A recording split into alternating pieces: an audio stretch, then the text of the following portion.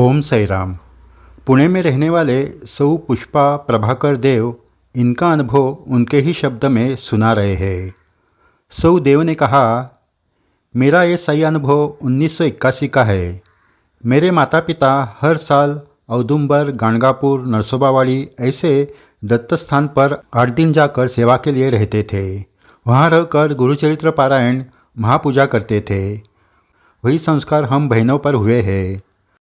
शादी के बाद मेरे कुलदेवत गणपति है। फिर मैंने गणपति जी की पूजा चालू की। आखिरकार सभी भगवान एक ही होते हैं। ऐसे ही 15-20 बरस निकल गए।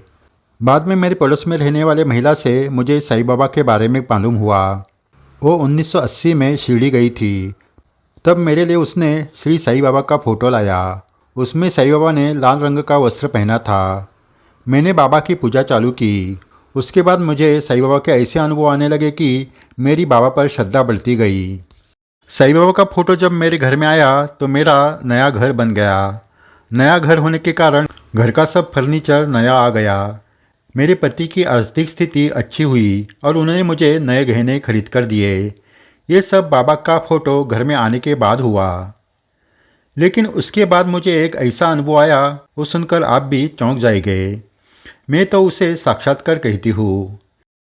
एक दिन रात को मेरे घर के ऊपर वाले रूम में मैं अकेले कुर्सी में बैठी थी। रात के 9 बजे होंगे। मैं न्यूज़पेपर हाथ में लेकर वो पढ़ रही थी। मेरे सामने एक लोहे की कुर्सी थी। वो पुराने ज़माने में रहती है वैसे। पेपर पढ़ते पढ़ते मेरी नज़र उस कुर्सी पर गई तो मैं हैरान हो गई। प्रत्यक्ष रूप से बाबा उस कुर्सी पर बैठे हुए मैंने देखे।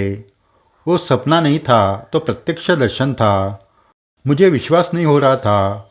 उनको कुछ क्षण में ऐसे ही देखती रही। फिर मुझे क्या करे ये समझ में नहीं आया। मैं इतनी खुश हुई कि मैं उठकर बाबा आए ऐसे कहकर खुशी से झूमने लगी।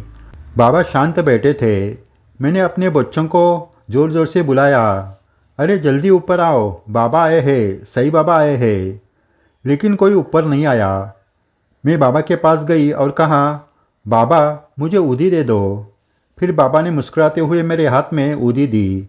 मैंने वो ऊदी अलमारी पर रखी और पीछे देखा तो कुर्सी पर कोई नहीं था। मैं हैरान हो गई।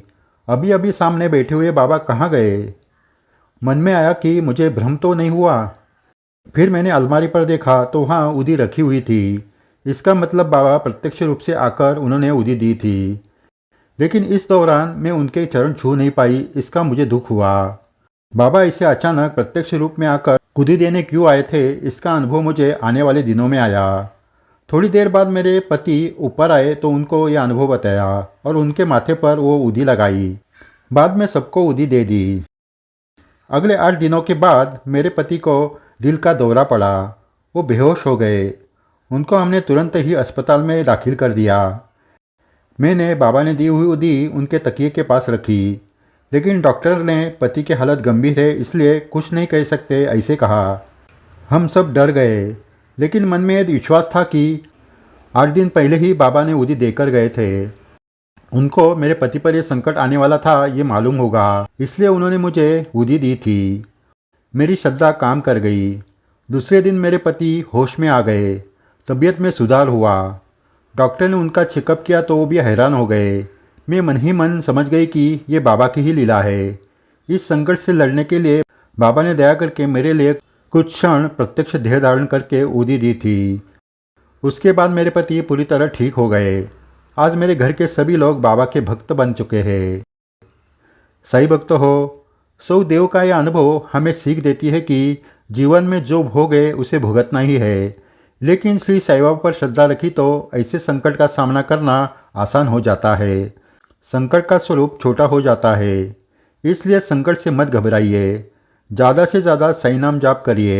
संकट दूर हो जाएंगे। जय साईं राम। आगे भी ऐसे अद्भुत अनुभव आपको सुनाए जाएंगे। अगर आपने ये चैनल सब्सक्राइब नहीं किया तो ज़रूर कीजिए